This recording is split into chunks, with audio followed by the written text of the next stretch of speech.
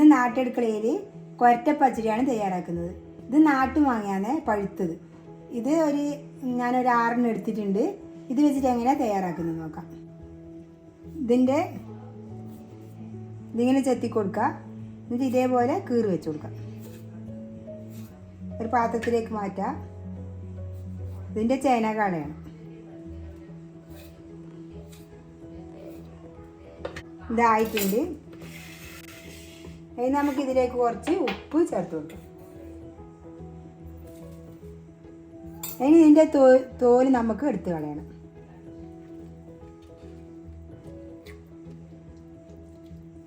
ഇതേപോലെ എല്ലാം എടുത്തിട്ട് മാറ്റാം.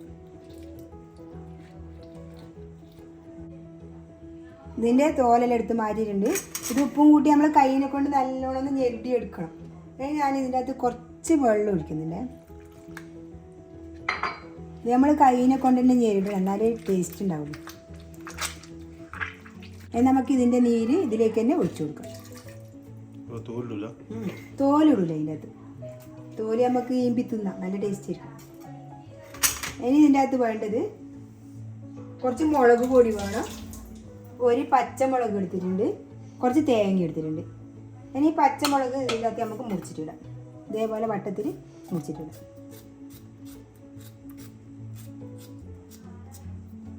എടുത്തിട്ടുണ്ട്. ഇനി ഞാൻ കുറച്ച് മുളക് പൊടി, അധികം മുളക് പൊടി വേണ്ട, അധികം ആയാലും ടേസ്റ്റ് ഉണ്ടാവില്ല. ഇതൊന്ന് ചൂടാക്കി എടുക്കണം, അല്ലെങ്കിൽ മുളക് ചൂടാക്കിയാലും മതി. ഇത് നമുക്കൊന്ന് ചൂടാക്കി എടുക്കാം. കരിഞ്ഞു പോണ്ട, കുറച്ചൊന്ന് ഇത് ചട്ടി ചൂടാകുമ്പോൾ തന്നെ നമുക്കിത് ഓഫാക്കാം. ഇത് ചൂടായിട്ടുണ്ട്. അധികമാകുമ്പോൾ കരിഞ്ഞു പോകും, നല്ലൊരു മണം വരും. അപ്പോൾ ഇത് ഓഫാക്കിയാൽ മതി. ഇനി നമുക്ക് ഈ തേങ്ങയുടെ അകത്ത് ഇട്ട് കൊടുക്കാം.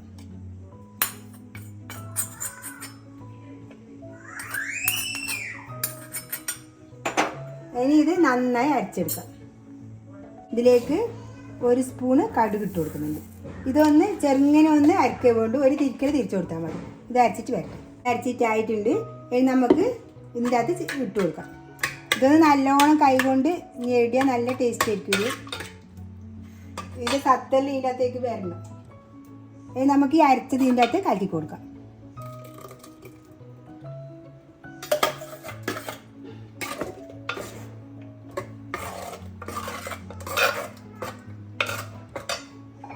ഇത് തിളപ്പിച്ചാറിയ വെള്ളമാണ്, നല്ലോണം തണിഞ്ഞ വെള്ളമാണ്, ചൂടുവെള്ളമല്ല. പച്ചവെള്ളം എടുക്കുന്നതിന് പകരം ഞാൻ എടുത്തതാണ്.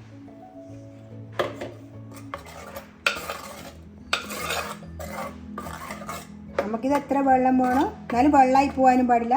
ഇതേപോലെ കൊഴുത്തിട്ടായിരിക്കണം. ഇനി ഇതിൻ്റെ ഉപ്പും പൊടിയെല്ലാം നമുക്ക് നോക്കാം. കുറച്ച് ഉപ്പിൻ്റെ ആവശ്യമുണ്ട്.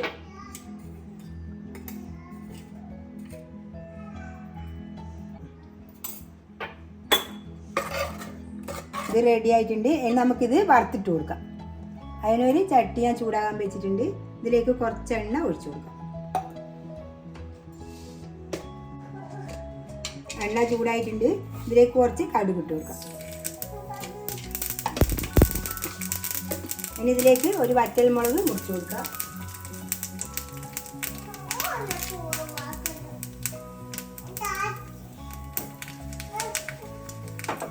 കടുക് പൊട്ടി വന്നിട്ടുണ്ട്. ഇനി ഇതിലേക്ക് കുറച്ച് കറിവേപ്പില ഇട്ട് കൊടുക്കാം. കറിവേപ്പില ഇങ്ങനെ ഇടുമ്പോൾ നല്ലൊരു മണമായിരിക്കും. ഇനി തീ ഓഫാക്കാം. ഇനി നമുക്കിതിലേക്ക് വറുത്തിട്ട് കൊടുക്കാം.